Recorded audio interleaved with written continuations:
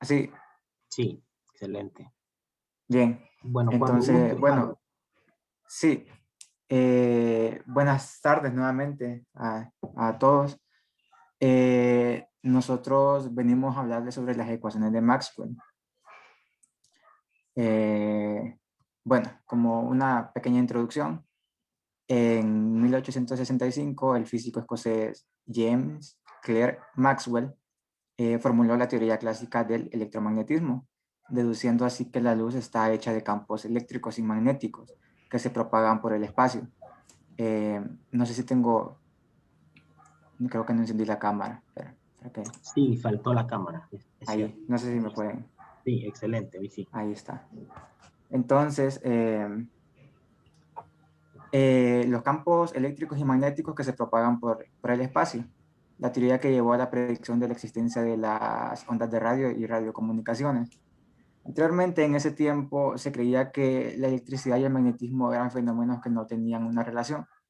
Luego después se vio que esos fenómenos al final sí estaban relacionados y que ese campo al final estudia lo que es la óptica, que a su vez estudia la luz. Em, las ecuaciones de Maxwell describen por completo los fenómenos electromagnéticos. Maxwell reunió estas ecuaciones a lo largo de los años por los resultados experimentales de Vida de Coulomb, Gauss, Ampère, Faraday y otros, unificando los campos eléctricos y magnéticos en un solo concepto, que son los campos electromagnéticos. Como dije anteriormente, Maxwell unificó estos campos, la electricidad y el magnetismo, uniéndolos, formando los campos electromagnéticos. Aquí podemos ver la foto de Maxwell y nació el 13 de junio de 1831 y murió el 5 de noviembre de 1879, creo que a la edad de 48 años. Eh, la relevancia de estas ecuaciones se da por el hecho de que nos permiten evaluar el comportamiento del campo electromagnético en una región del espacio o en un material, la cual es la base de estudio de la electricidad y el magnetismo, los circuitos eléctricos, electrónicos, la luz visible, las ondas radioeléctricas que nos permiten tener sistemas como radar, la televisión, los hornos de microondas, la telefonía, etcétera. Esto quiere decir que las ecuaciones de Maxwell prácticamente están presentes en nuestro día a día, están ahí. Las ecuaciones de Maxwell se pueden formular de distintas maneras. Se pueden, formar se pueden formular de una forma integral o de una forma diferencial. También se pueden expresar dependiendo de si la onda se propaga por el vacío o en un material. Eh, yo les voy a hablar sobre las formulaciones sobre la forma diferencial de estas ecuaciones. La compañera Angie les hablará sobre la forma integral. Entonces, nosotros podemos partir de las siguientes ecuaciones de Maxwell en su forma general. Eh, tenemos que tenemos la ley de Gauss, la ley de Faraday y la ley de Ampère. En la ley de Gauss sabemos que tenemos la ley de Gauss para la electricidad y la ley de Gauss para el magnetismo. Tenemos aquí que la divergencia de este campo D, que es el desplazamiento eléctrico, es igual a la densidad de carga libre. Esto lo que quiere decir que esa divergencia depende únicamente de esa densidad de carga libre. Em, aquí la divergencia de la inducción magnética P es igual a cero. Esta sería la ley de Faraday en forma general para el magnetismo. Eh, las dimensiones del desplazamiento eléctrico son, por así decirlo, iguales que las de la polarización, creo. Entonces, por lo tanto, estas unidades del desplazamiento eléctrico, creo, si no me equivoco, se pueden expresar sobre amperios sobre metro cuadrado, si no me equivoco. Seguidamente tenemos también la ley de Faraday, que nos dice que el rotacional del campo eléctrico es igual al negativo de la derivada parcial con respecto al tiempo de la inducción magnética. Entonces, la ley de Faraday también es compatible con la ley de Coulomb para los campos estáticos. Y la otra ecuación que falta, la ley de Ampère, que nos dicen que el rotacional de ese campo H es igual a la densidad de corriente libre. Aquí es más, este signo no va. Este signo no va. Es más la derivada parcial con respecto al tiempo de ese desplazamiento eléctrico. H debe ser el resultado de haber incluido los efectos magnéticos en el medio o en la materia. Y estas ecuaciones solamente cuando hay una dependencia espacial y temporal, o sea, cuando se involucra la variable tiempo. Aquí tenemos las definiciones de cada una de las expresiones que utilizamos. Bueno, aquí sabemos que la corriente de desplazamiento se define como epsilon sub 0 por el campo eléctrico más la polarización, donde D es el producto de las cargas libres en el campo eléctrico. D es el producto de las cargas libres, perdón. El campo eléctrico E es el producto de las cargas totales o cargas netas. Y la polarización es debido a las cargas ligadas en el medio. También podemos definir el campo magnético H. Involucra las corrientes de magnetización y corrientes libres. Y lo podemos definir de esta manera. Casi siempre, en muchas ocasiones resulta conveniente expresar las ecuaciones de Maxwell en función de únicamente dos vectores. Uno eléctrico y otro magnético. Por ejemplo, si nosotros utilizamos la ecuación 5 para eliminar el vector de desplazamiento de la ecuación 1, si nosotros utilizamos, esta sería la ecuación 1 y esta sería la ecuación 5. Nosotros podemos obtener la ecuación de Maxwell expresada en función del campo eléctrico. Entonces aquí básicamente lo que se hace es que sustituimos esta D por lo que está aquí adentro en el paréntesis, y lo que hacemos ahí es álgebra y hacer los despejes correspondientes. De esta manera nosotros podemos obtener la ecuación, la ley de Gauss en su forma diferencial. Más adelante vamos a ver lo que significa estos términos que están aquí dentro de ese paréntesis. De la misma manera, nosotros podemos hacer uso de la ecuación 6 para eliminar ese vector H de la ecuación 4. Entonces, lo que se hace aquí es sustituir esta H, que es lo que está aquí. Y igual, de la misma manera que hicimos anteriormente, hacemos algo de álgebra y hacemos los despejes correspondientes para obtener una expresión que sería la ley de Ampère en su forma diferencial, que sería esta de aquí. Entonces, sería esto. Nosotros podemos observar que tanto la ecuación 2 como la ecuación 3, que la ecuación 2 sería la divergencia del campo de la inducción magnética, que sería la ley de Gauss para el magnetismo, y la ecuación 3, que sería la ley de Faraday, se siguen manteniendo de la misma manera. O sea, estas no cambian, siguen siendo iguales. Y las dos ecuaciones, la ecuación 7, que sería esta, la ley de Gauss en forma diferencial, y la ecuación 8, que es la ley de Ampère, perdón, en forma diferencial, ya no son iguales, ya no son tan compactas debido a las propiedades de la materia que aparecen en forma explícita. Entonces, nosotros podemos expresar las ecuaciones de Maxwell en forma diferencial de esta manera, que esta sería la ley de Gauss, la ley para la electricidad, para el magnetismo sería esa, como habíamos dicho, no cambia. La ley de Faraday igual no cambia. Y la ley de Ampère, que ya la encontramos anteriormente aquí, sustituyendo. Bien.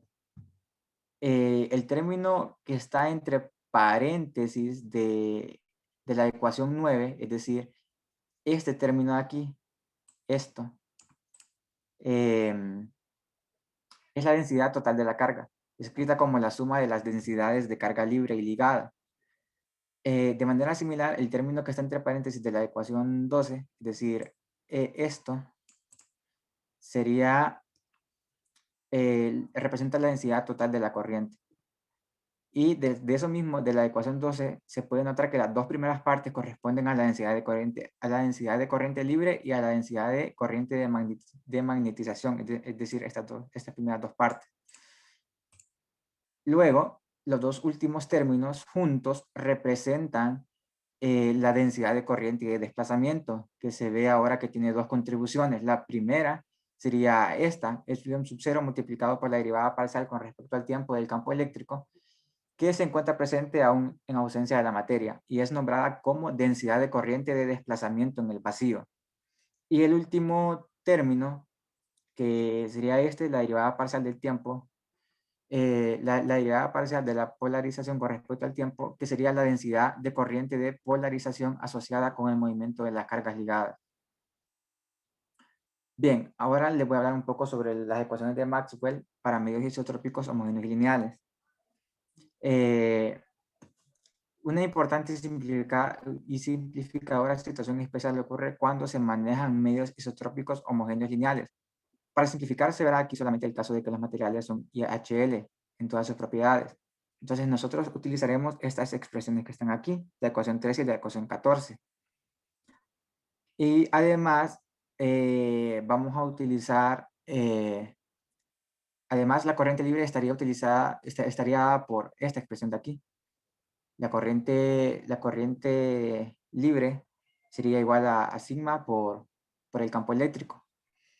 Puede ocurrir que existan corrientes libres presentes que no sean producidas por la conductividad del material. Por ejemplo, el material podría tener una incidencia de haces de partículas cargadas provenientes de fuentes externas. De esta manera podemos tomar a J' sub F como la corriente libre proveniente de otras fuentes de conductividad y podemos sumarla a la densidad de corriente libre que teníamos acá para expresar la corriente libre total como esta expresión, como la ecuación 15 que está aquí, que sería la suma. Entonces, si nosotros sustituimos estas expresiones en la ecuación de Maxwell en su forma general, en las que habíamos definido al inicio, nosotros podemos expresarlas en función del campo eléctrico y la inducción magnética únicamente, de modo que quedaría de la siguiente manera. Es decir, la forma diferencial para medios IHL de la ley de Gauss quedaría de esta manera y la ley de Faraday no cambia, se sigue manteniendo al igual que la ley de Gauss para el magnetismo, se sigue manteniendo igual. Y la ley de Ampère quedaría de esta manera.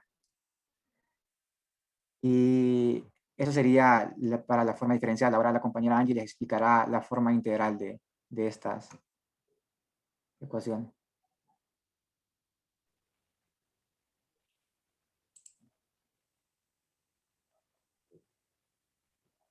Buenas tardes. Yo voy a continuar con la forma integral de las ecuaciones de Maxwell. Las formas integrales de las ecuaciones de Maxwell se obtienen de combinar los siguientes teoremas, que son el teorema de la divergencia y el teorema de Stokes, con las formas diferenciales de las ecuaciones de Maxwell. Entonces voy a comenzar por el teorema de la divergencia. Este dice que si consideramos un volumen B encerrado por una superficie S, que es lo que tenemos acá, que nos dice que la integral de línea de un campo A es igual a la divergencia del campo, es igual a la integral de la divergencia. Entonces, lo que hace ese teorema es relacionar la integral de superficie de un vector con la integral de volumen de su divergencia, por lo que nos ayudaría como a cambiar una integral de volumen en una integral de superficie de línea. En la siguiente diapositiva podemos ver una ilustración de lo que sería un volumen encerrado en una superficie. En la siguiente diapositiva, la anterior, la siguiente. El teorema de Stokes dice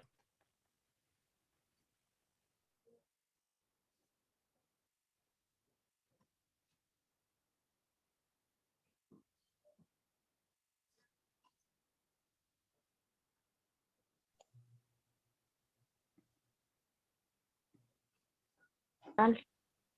Entonces, en el teorema de Stokes tenemos una superficie S que está limitada por una curva. Entonces, lo que relaciona esta integral de línea es de un vector sobre una curva cerrada, la relaciona con la integral de superficie de su rotacional sobre la superficie cerrada, como estamos viendo en la ilustración. Entonces, partiendo de esto, la siguiente. Entonces, podemos ver las ecuaciones de Maxwell en forma general. Vamos a empezar con la ley de Gauss. Como sabemos que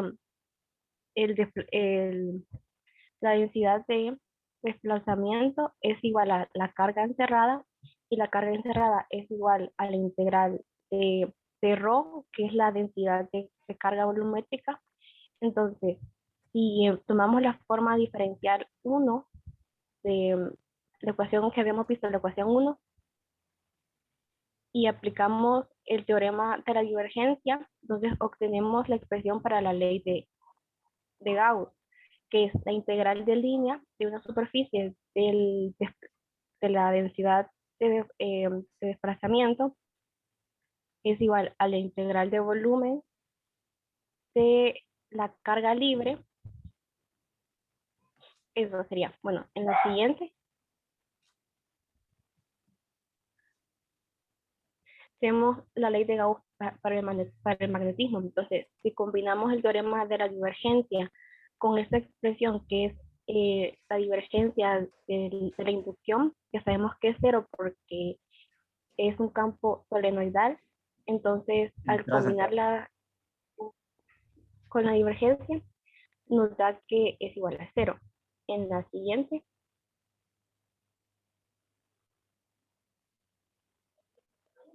tenemos la ley de inducción de Faraday, donde sabemos que la fuerza electromotriz inducida es igual al negativo de la derivada del flujo en el tiempo, y que a su vez la Fn también es igual al trabajo sobre la carga, y sabemos que el trabajo es una integral de línea de la fuerza. Entonces tenemos que la Fn es igual al campo eléctrico, a la integral de línea del campo eléctrico, y entonces a su vez el campo eléctrico es igual al negativo del diferencial al negativo de la derivada del flujo sobre el tiempo. Entonces, como sabemos que el campo eléctrico se puede expresar en una parte conservativa y en una parte no conservativa, entonces pues al final tenemos la expresión que estábamos buscando. Entonces, la ley de inducción de Faraday sería la integral de línea del campo eléctrico sería igual al negativo de la derivada parcial de la inducción con respecto al tiempo. La siguiente. La ley de Ampere. Entonces, sabemos que la corriente de inducción a través de una superficie es designada por la siguiente expresión, que esto lo conocemos que es la corriente libre, y que la corriente de desplazamiento a través de una superficie está expresada con esta integral que tenemos acá, y esto es el campo D. Entonces, el campo H, que es un campo magnético, sería la integral de línea, la integral de línea, la integral de línea sobre una curva sería igual a la integral de la carga más la integral de la derivada parcial del campo D con respecto al tiempo. La siguiente. Y donde sigma era la conductividad. Bueno, entonces para el caso en el vacío es cuando ρ y j son iguales a 0. Entonces podemos reducir las ecuaciones de Maxwell a esta expresión de acá.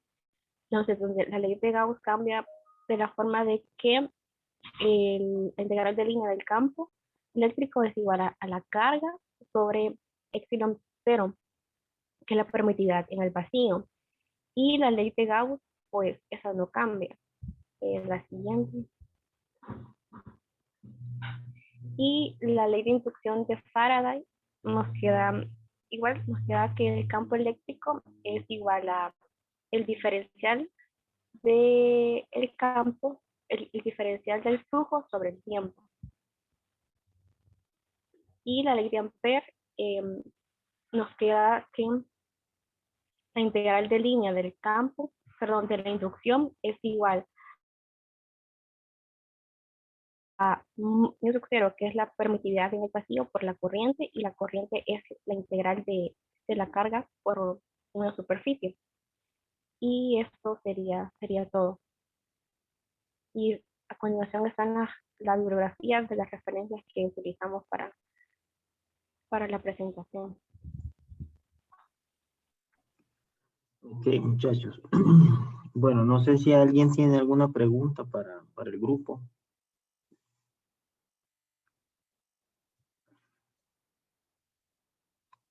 Okay. Pues yo no, la verdad que quedó claro. Ok, tal vez se activan la cámara los dos, por favor, para darles mis observaciones. Ok, miren, y esto lo he visto en los grupos anteriores. Yo siento que se apoyan demasiado en la presentación y a nivel de lectura, ¿verdad? O sea, traten de dejar que esa lectura la tenga el que está viendo la presentación, todos nosotros.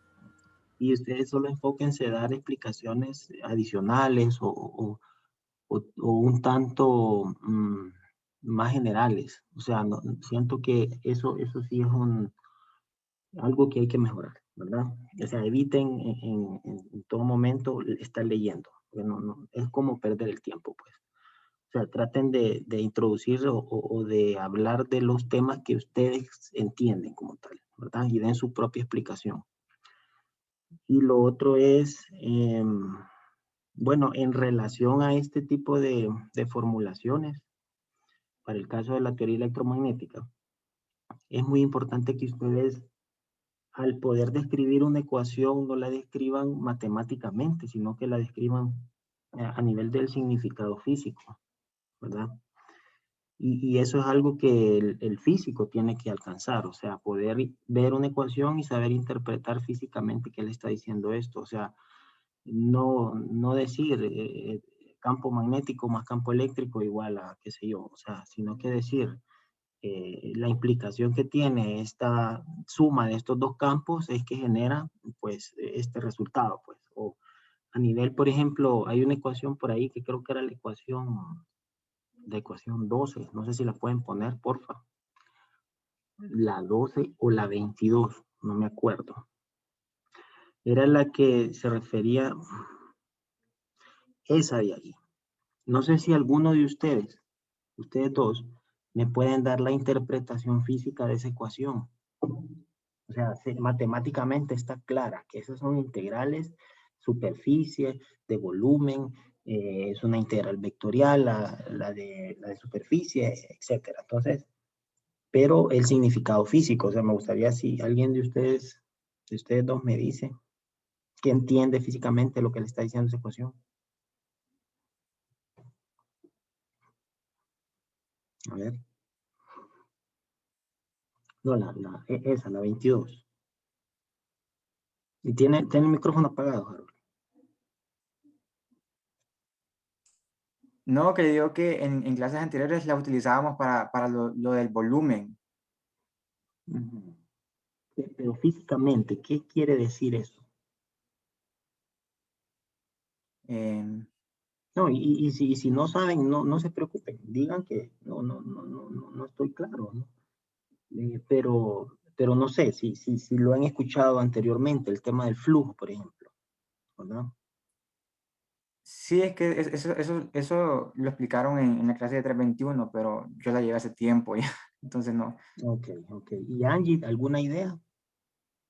Hay que ser sincero, ¿verdad? O sea, yo no estoy aquí como para, o sea, Eh, pues la verdad no estoy muy segura. ok, está bien. No sé si alguien de los que está presente aquí me puede dar una explicación física de esa ecuación.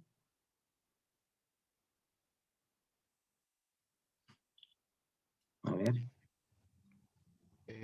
Tal vez que la cantidad del vector de desplazamiento eléctrico que sale por la superficie es igual a la densidad de carga que se encuentra en el volumen. No, o sea, que estaba por ahí, pero yo podría decir que el resultado del flujo eléctrico presente a través de una superficie cerrada es producto de la carga contenida en ese volumen que encierra esa superficie. Y la carga es la integral volumétrica de la densidad de carga. Esa es una carga. Esto está en unidades de carga, el lado derecho de esta ecuación, ¿verdad? El lado izquierdo establece el flujo eléctrico que hay presente en una superficie cerrada que encierra esta carga total que está acá, ¿verdad? Esas son las interpretaciones que yo necesito que ustedes vayan, pues, entendiendo, o sea, y eso se los digo no solo a los del grupo, sino que a todos, ¿verdad? Y bueno, está bien, hizo un esfuerzo todavía, está muy bien, solo que faltó un poquito más ahí entender qué significan esas integrales, ¿verdad? Eh, bueno, entonces miren, yo les voy a hacer una pregunta a cada uno. A ver, a Harold, bueno, hice dos preguntas para cada uno, no sé, voy a escoger una. Bueno, a Harold le puedo preguntar, mm, ¿qué interpretación le da usted a la ley de Gauss del magnetismo? Y le di una idea con esto que acabo de decir, ¿verdad? Entonces no sé si la pone en la ecuación para comenzar, la ecuación diferencial, en su forma diferencial, ¿verdad? La ley de Gauss del magnetismo. Ahí estaba, ahí, en la 10, ¿verdad?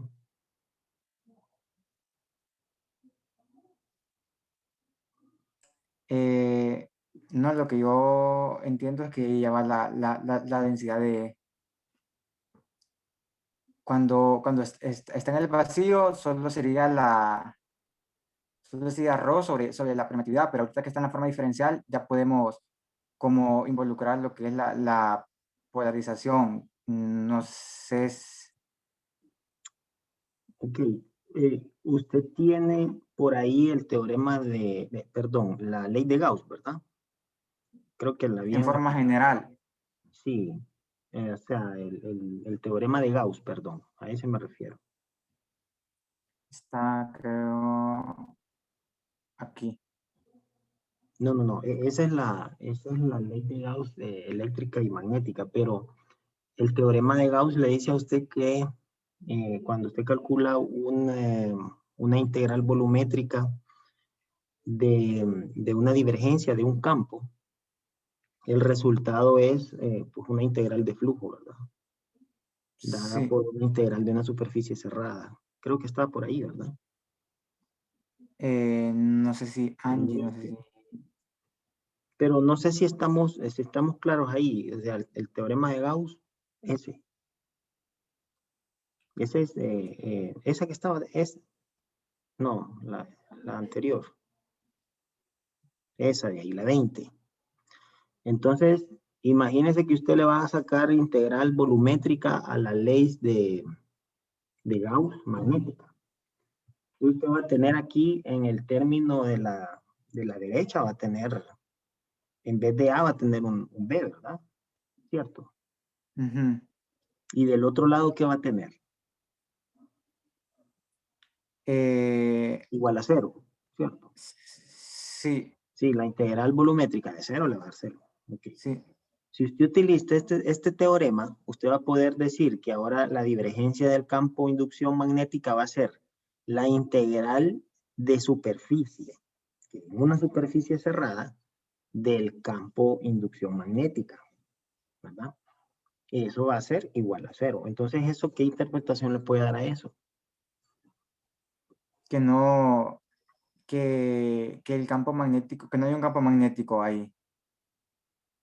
No, sí hay campo magnético, porque existe D. Pero cuando usted Sí. evalúa la integral, ahí Ajá. hay algo interesante, que eso se le anula, ¿verdad? Sí, debe, ¿cómo sería? No sería conservativo, ¿cómo?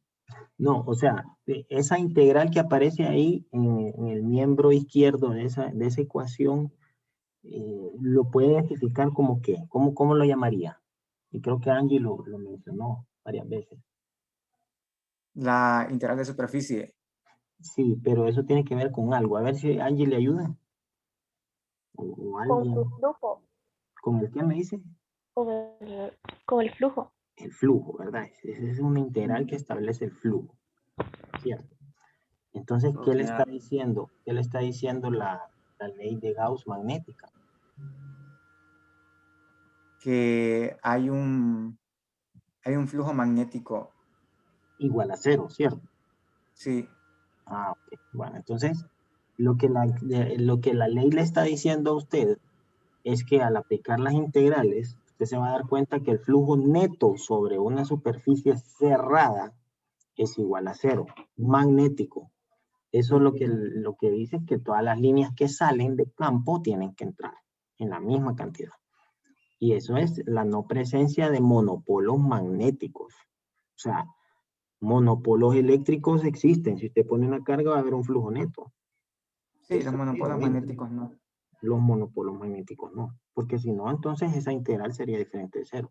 Los monopolos existen en ciertas condiciones, pero eso ya es otro tema. Bueno, está bien. Ahora Angie, vamos a ver, le preguntamos aquí. En las ecuaciones de Maxwell en su forma general, me refiero a presencia y no presencia de materia. O sea, es decir, no, en su forma general. O sea, incluye a todos los términos posibles, sin restringir el caso al vacío o a medios dieléctricos, sino que en general, completamente. La pregunta. Sí, ya se la voy a formular. Solo estoy diciendo que considere todas las ecuaciones de Maxwell. No sé si por ahí las tienen que tener. No sé si tienen las ecuaciones de Maxwell agrupadas en algún lado. No sé si Harold puede ponerlas. No, esas son. Las ecuaciones de Maxwell, ¿cómo? ¿En forma qué? ¿O en forma general? Sí, en forma general. Creo que en las primeras aparecían. Sí, esta. No, pero es que esas se restringen a ciertos casos. Dele para atrás, por ejemplo. Vamos a preguntar en función de una de ellas. Vaya. Bueno, las que tengo son estas. Luego tengo las formas. Donde aparece la polarización y la densidad de corriente. Creo que serían. Es una Permítame. ecuación larga. Vaya, esa que está atrás. No, ya la pasó. No, antes. La que estaba antes, que solo estaba sola, y esa de ahí, la número 8. Vaya, vamos a hacerlo solo para esta, pues. ¿Qué cantidades en esa ecuación manifiestan la presencia de materia? Esa sería la pregunta para mí. Sería sería J, que es la densidad de corriente libre. Sí. Sería M, que es la magnetización. Uh-huh. Y solamente. J, ¿por qué? Porque tienen que haber electrones sobre los cuales se generen corrientes libres, ¿verdad? O sea, debería de haber un flujo de carga. Que esos electrones tienen que estar en una materia, estamos claros.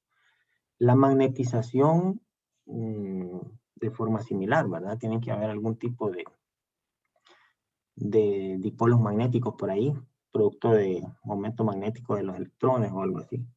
Y hay otra cantidad que le faltó. P, la polarización, Ajá, ¿por qué? porque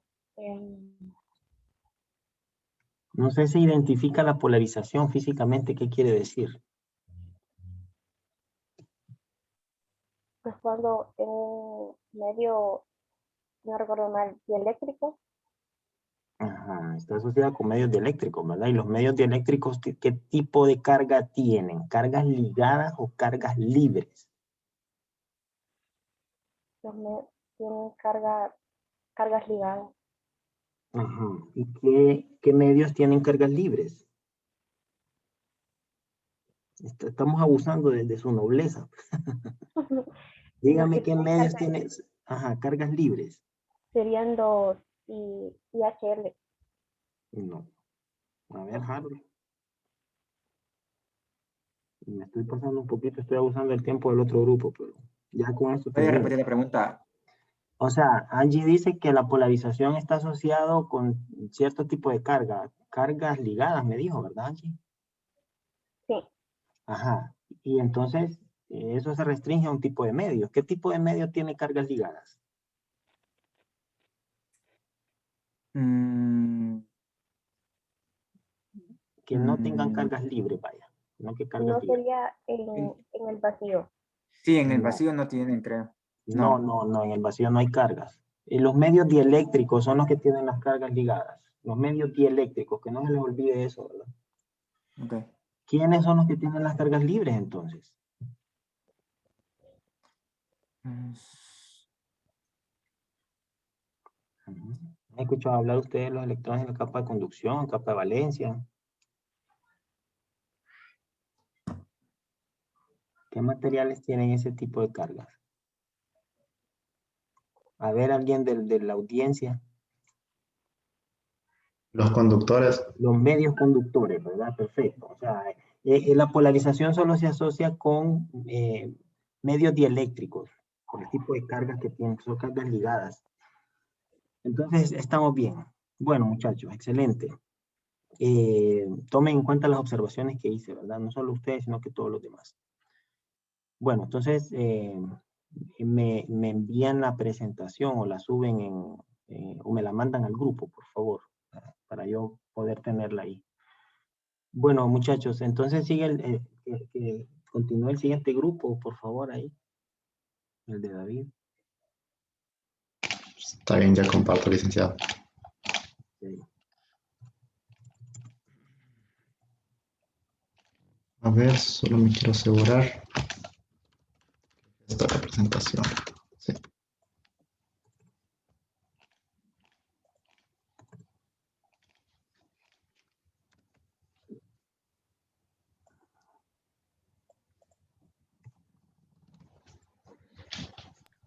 Ahí está, ¿verdad? Disculpe, Abner es la otra persona, ¿verdad? Sí, Abner. Abner Rivera. Sí, bueno, pueden entonces comenzar cuando gusten. Bueno, buenas tardes. Nosotros ya somos el último grupo de esta serie de presentaciones y nuestro tema es el teorema de Poynting. Para empezar, vamos a empezar con una breve introducción sobre quién era John Poynting, que es el que se le atribuye a este teorema. John Poynting fue un científico físico escocés. Poynting nació en 1852, en Manchester, Inglaterra. Y un dato curioso fue que él fue estudiante de James Maxwell en Cambridge. Murió el 30 de marzo de 1914. Sabemos que clásicamente, hablando ya sobre el teorema de Poynting, sabemos que clásicamente se describe la luz como una propagación de una onda electromagnética. Esto usualmente lo observamos detectando energía absorbida, que es lo que se trata de este teorema de Poynting. Que lo que trata de hablar es, o lo que quiere asociar es los campos eléctricos y magnéticos con la energía. Un uso bastante útil que tiene este teorema de Poynting es en la construcción de antenas. En ingeniería eléctrica, pues eso te interesa bastante, la construcción de antenas y la energía que tienen estas ondas electromagnéticas.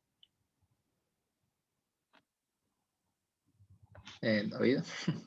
Bueno, entonces, así como decía Abner, la importancia del teorema de Poynting tiene que ver con estudiar la energía que está presente en los campos electromagnéticos, ¿verdad? Lo cual, como decíamos, es importante porque queremos estudiar, porque al detectar nosotros la luz, usualmente detectamos la energía absorbida por la luz. Entonces es de interés conocer esta relación, ¿verdad? Entonces comenzamos primero que nada recordando que para una distribución de cargas estáticas, nosotros vamos a tener esta expresión que está acá, que es la que nos va a dar el trabajo que se hace sobre esas cargas. Es el trabajo que hacen los campos sobre estas cargas contra la repulsión entre ellas para mantenerlas estáticas. Y entonces, de forma similar, el trabajo que se requiere para poner en marcha corrientes contra un campo electromagnético es este que está aquí. Algo importante que podemos ver aquí es que claramente el trabajo tiene unidades de joules y aquí esta integral serían unidades de joules también, obviamente, ya con la integral. Entonces, nosotros metiendo esto dentro de la integral, este epsilon sub 0 sobre 2 por el campo eléctrico, esto sería como nuestra densidad de energía, porque nosotros tendríamos la energía por unidad de volumen. Entonces, esto lo tomamos como una densidad de energía, en este caso energía eléctrica, y en este caso sería la energía magnética. Entonces, esto lo que nos sugiere es que podemos estudiar la energía, bajo esto sugerimos que la energía total que se almacena en un campo electromagnético por unidad de volumen sería esta expresión que está aquí, que sería nada más la suma de la densidad de energía eléctrica más la densidad de energía magnética. Entonces obtendríamos esta expresión que está acá. Esta sería la densidad de energía por unidad de volumen, o la energía por unidad de volumen. La densidad de energía o la energía por unidad de volumen, perdón. Bueno, entonces ahora se supondrá que tenemos una configuración de carga y corriente en un tiempo t que produce ciertos campos E y B. Entonces lo que queremos saber es en el instante siguiente que esas cargas se mueven, cuánto trabajo es hecho por las fuerzas electromagnéticas que actúan en estas cargas. Porque el trabajo que hacen estas fuerzas electromagnéticas sería claramente la energía que está contenida en los campos. Entonces, en el caso de que tengamos, por ejemplo, una sola carga Q, el diferencial de trabajo de W vendría dado por esta expresión. Recordamos que la definición de trabajo es la integral de línea de la fuerza por cierta trayectoria. En este caso estamos estudiando nada más el diferencial de trabajo, entonces por eso sería igual a esto que tenemos aquí. Recordamos que si tenemos una sola carga individual, la fuerza de esta carga está dada por la fuerza de Lorentz, por la expresión de la ley de Lorentz, que esto que está aquí. Entonces, por eso sustituimos aquí esto que tenemos aquí. Y recordamos por definición que la velocidad sería la derivada en este caso, este es el vector de posición, la derivada del vector de posición con respecto al tiempo. Entonces, esa derivada sería la velocidad. Despejando nosotros para ddl, obtenemos que este ddl es igual a la velocidad por el diferencial de tiempo. Entonces, al aplicar el producto punto aquí, nos va a quedar este producto punto que está acá y esto se va a hacer cero. ¿Por qué? Porque al obtener nosotros el producto cruz de estos dos vectores que tenemos aquí, vamos a obtener un vector que es simultáneamente perpendicular a estos dos vectores. Al tener nosotros un vector perpendicular o sea, aquí nosotros tenemos un vector que es perpendicular a B, a la velocidad. Y entonces al sacar el producto punto con la velocidad, claramente esto sería cero, porque sacar el producto punto de dos vectores perpendiculares da cero. Entonces, bueno, ahora recordamos de la definición de densidad que la carga la podemos escribir como la densidad volumétrica por el diferencial de volumen, ¿verdad? Y por la definición y por ley de Ohm de una densidad de corriente, sabemos que esta densidad volumétrica de corriente por la velocidad sería igual a la densidad de corriente. Entonces sustituimos estas dos cosas en esta expresión que está aquí.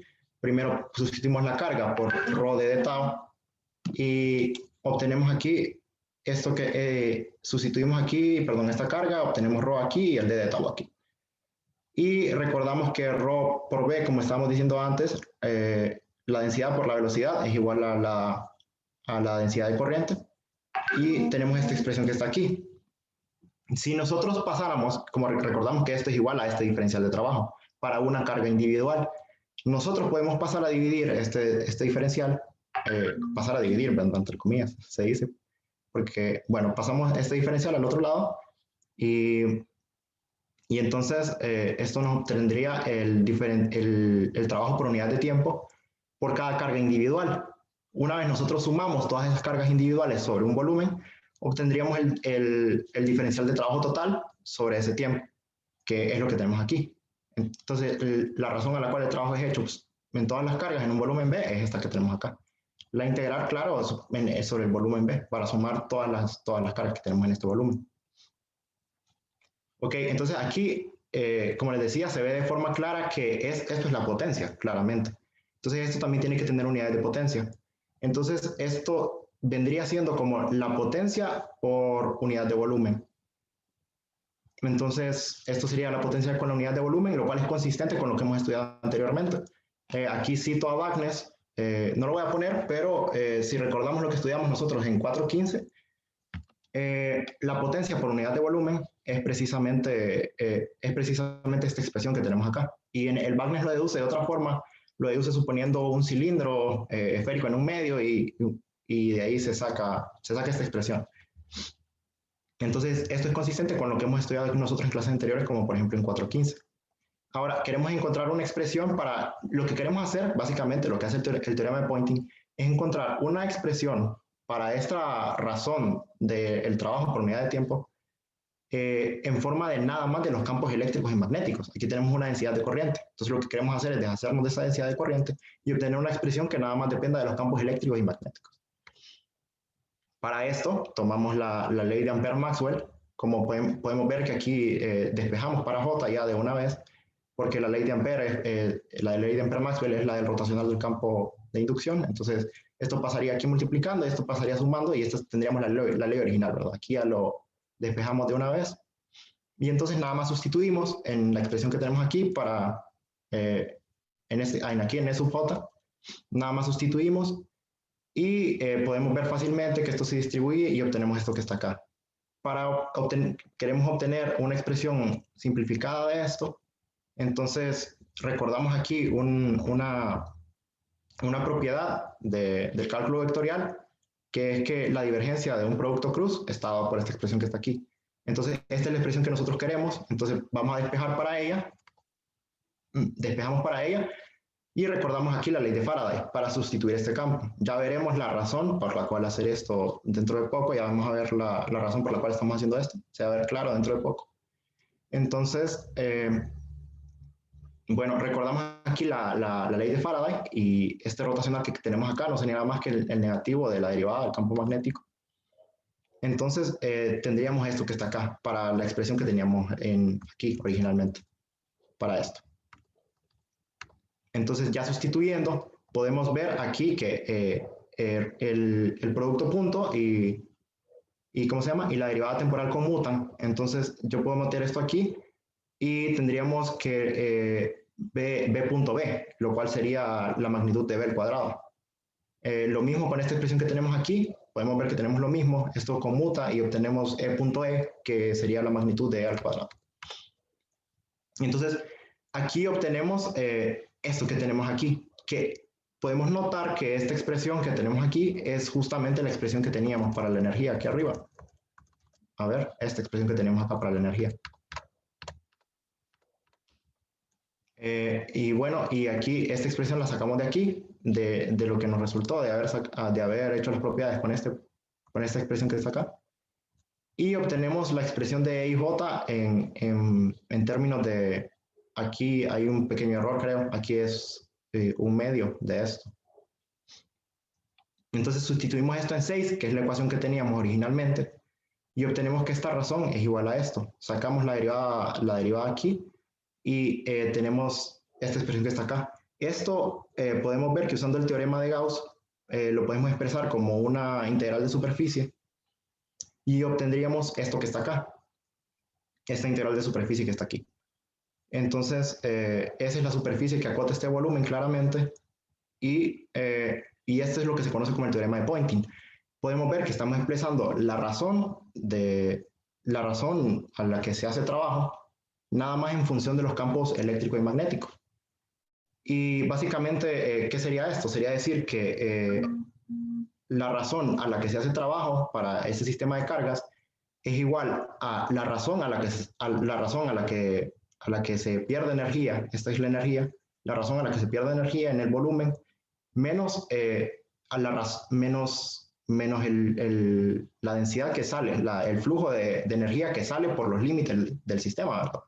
¿Qué sería esto que está acá? Y justamente ¿cómo se llama? Esta densidad de flujo que sale por los límites del sistema, que vendría dado por E cruz B sobre la permeabilidad, es lo que llamamos nosotros vector de Poynting, ¿verdad? Entonces, esta energía por unidad de tiempo, por unidad de área, que se transporta por los campos, es lo que se llama como vector de Poynting, que es lo que de hecho es bastante importante para el diseño de antenas, como decía mi compañero. Entonces, como podemos ver aquí, específicamente, ese punto de dA es la energía por unidad de tiempo cruzando la superficie infinitesimal de dA, es decir, el flujo de energía, por lo que ese es la densidad de flujo de energía. Entonces, esta idea de densidad de flujo de energía va a ser bastante útil después, porque nosotros aquí tenemos la densidad de energía y el flujo de energía. Esto nos recuerda bastante a la expresión, por ejemplo, para la continuidad de cargas eléctricas, con lo que deducimos la continuidad de cargas eléctricas. Entonces, esto nos viene a dar una idea de la relación del teorema de Poynting y la conservación de la energía. Entonces, recordamos la ecuación 3 que teníamos aquí. Recordando la ecuación 3 era que esto es igual a la energía por unidad de volumen. Entonces, sustituimos eso y escribimos como la energía por unidad de volumen. Y escribimos el teorema de Poynting de esta forma. Si no se hace trabajo sobre las cargas, como es en el caso del vacío, entonces esto sería 0, entonces nada más despejamos. Nosotros podemos despejar aquí, pasar a restar la energía acá, y usando de nuevo el teorema de la divergencia, obtenemos esta expresión que está acá. Esto claramente implica que esta derivada, que la razón a la que cambia la energía por unidad de tiempo es igual al negativo de la divergencia del flujo que sale del volumen. Entonces, por tanto, obtendremos esta expresión que está acá. Como podemos ver, esto es lo que nosotros llamamos la ecuación de continuidad para la energía. Esto expresa la conservación de la energía, así como la ecuación de continuidad para la carga expresaba la conservación de la carga. Si recordamos, nosotros aquí, vamos a ver si puedo rayar, la ecuación de continuidad para la carga no era nada más que aquí, en vez de tener 1, nosotros teníamos el ρ, que era la densidad de carga libre, y aquí teníamos el J, la densidad de corriente. Entonces, vemos que son expresiones equivalentes y esta expresión lo que nos da es precisamente eso. Nos expresa la conservación de la energía en el campo electromagnético. Algo importante para notar aquí es que si hay un trabajo, esta ecuación no se cumple, entonces significa que la energía no se conserva. Entonces, por lo tanto, los campos electromagnéticos no son conservativos, ya que al hacer, por ejemplo, un campo, al hacer un trabajo sobre una carga, después esa carga moviéndose, creando corrientes eléctricas y demás, hace también otro campo. Entonces, esa ida y vuelta de la energía hace que se tenga que tomar en consideración otras cosas de materia y cosas así para la conservación de la energía en general. Entonces, eso. Abner, sí, seguir. Nosotros traíamos aquí un pequeño ejemplo para practicar lo que acabamos de exponer. Y pues el problema es: se encuentra el vector de Poynting y la densidad de energía para una onda plana de campo dada viajando en el vacío. Verifique que el vector de Poynting y la densidad de energía se cumplen. El teorema de Poynting. Entonces, si tenemos un campo de la forma E sub 0, coseno del vector K por R menos omega T más phi, que sería la fase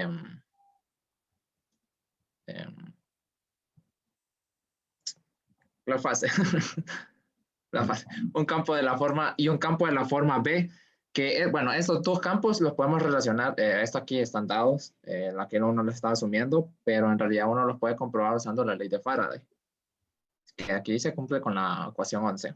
por lo que el campo magnético asociado sería justamente este que está aquí. O sea, ya realizando aquí realizando el producto cruz, que Z y, bueno, aquí se usa la regla de la mano derecha, Z cruz X es Y, aquí está, dirección Y, y entonces tenemos K por E sub 0 entre la frecuencia angular, por el coseno de K por Z menos la frecuencia angular por el tiempo. Bueno, entonces por lo que el vector de Poynting, como ya hemos deducido, es el producto cruz entre la permeabilidad. Entonces realizamos el producto cruz.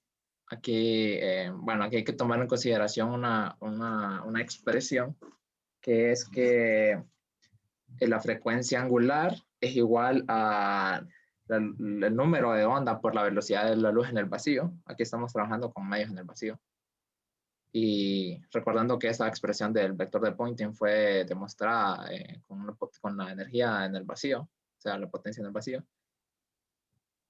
Y bueno, trabajo que no hay trabajo, porque no hay trabajo en el vacío. Y también tenemos que la permeabilidad es igual a 1 sobre la velocidad en el vacío al cuadrado por la permitividad del campo eléctrico. Entonces, por eso, al realizar estas sustituciones, quedan aquí está la velocidad de la luz, el campo eléctrico, la permitividad del campo eléctrico en el vacío, y pues aquí realizar el producto cruz de X con Y sería Z en la dirección de Z. Y ahora lo que nos resta es, con lo anterior demostramos o encontramos el vector de Poynting. Ahora lo que nosotros tenemos que encontrar es la densidad de energía. Entonces ya nosotros sabemos que esta es la energía, la densidad de energía, y sustituyendo al campo eléctrico que nosotros teníamos al principio del enunciado y el campo magnético al principio del enunciado, sustituyendo tenemos esto. Sacamos factor común y hacemos las mismas cambios que habíamos hecho para la frecuencia angular y para la... ¿para dónde está? Sí, para la frecuencia angular y para la permeabilidad. Entonces, finalmente llegamos a la expresión para la densidad de energía. Ahora verificamos el vector de Poynting, recordando que para una onda viajera en el vacío tenemos que esta expresión, la que habíamos mencionado anteriormente. Entonces, realizando la divergencia para el vector de Poynting, tenemos lo siguiente. Debido a que solo tenemos en dirección de Z, pues solo usamos en esta expresión solo usamos la última componente sería de esta divergencia, y nos queda el siguiente término. Aquí recordamos que usamos la regla de la cadena para derivar, y por el otro lado pues tenemos la derivada de la energía, densidad de energía con respecto al tiempo.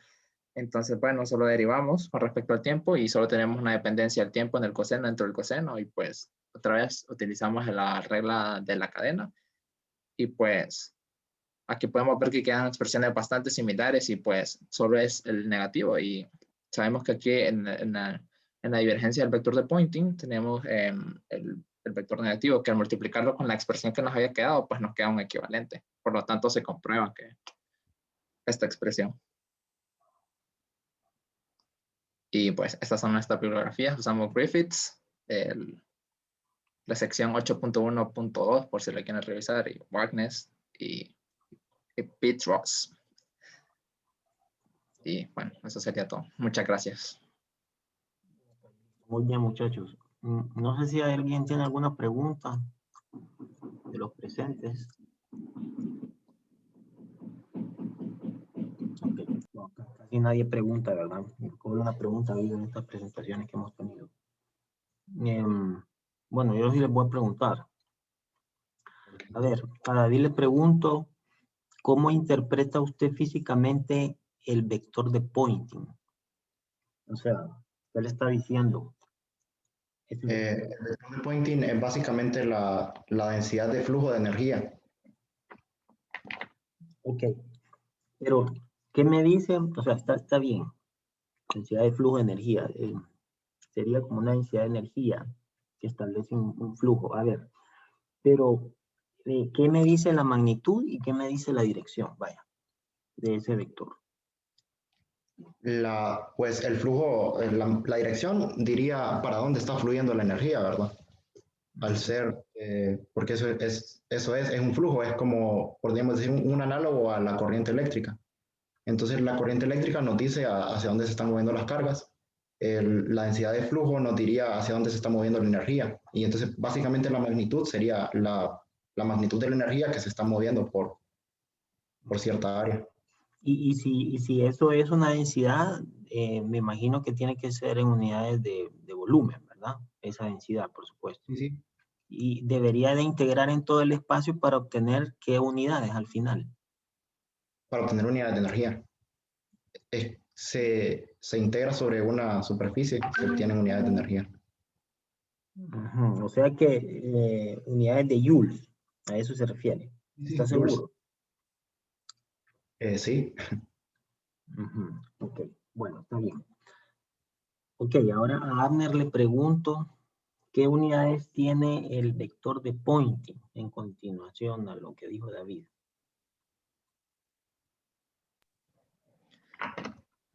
Pues, Si puede poner la ecuación 26, nos ayuda. La ecuación de continuidad que usted tiene ahí es un poquito más fácil poder visualizar las unidades. sí, energía por tiempo sería watts, o sea, joules por segundo. Sí, serían watts ¿verdad? Sí, pero es decir, para poder identificar, haga una integral en todo el espacio ahí, en ambos lados, ¿verdad? Ujú. Y entonces identifica las unidades. Sí, joules sería. Entonces, si integramos ambos lados, pues sería joules. Creo No, que no. Hay un error. Si usted integra el miembro izquierdo en todo el espacio, usted lo que está haciendo es multiplicando por metros cúbicos en unidades del sistema Sí. internacional.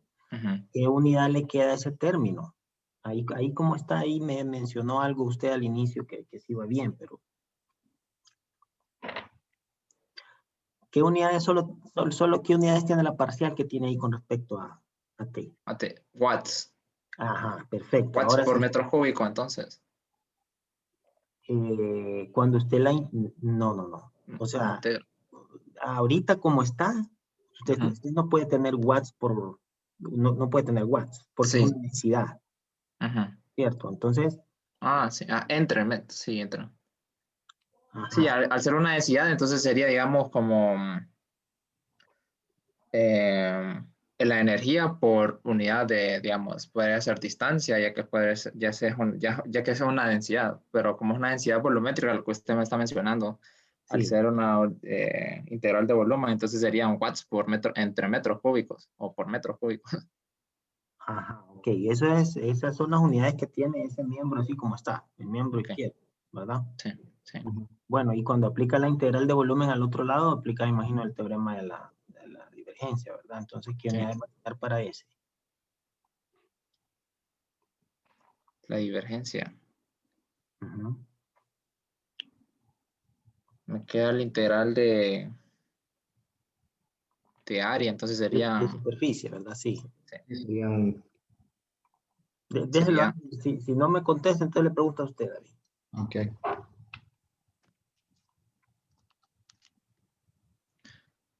serían watts entre metros por 1 sobre metro cuadrado también, Ajá. O sea, me está diciendo que el vector de Poynting tiene unidades de watts por metro cuadrado. por metro, bueno, si el lado izquierdo está por metros cúbicos, el lado derecho también tendría que estar por metros cúbicos. Así como está, ¿verdad? Sí. Divergencia de ese, sí. Ujú. Pero solo ese, entonces. Pero solo ese. Entonces De serían Poynting. joules,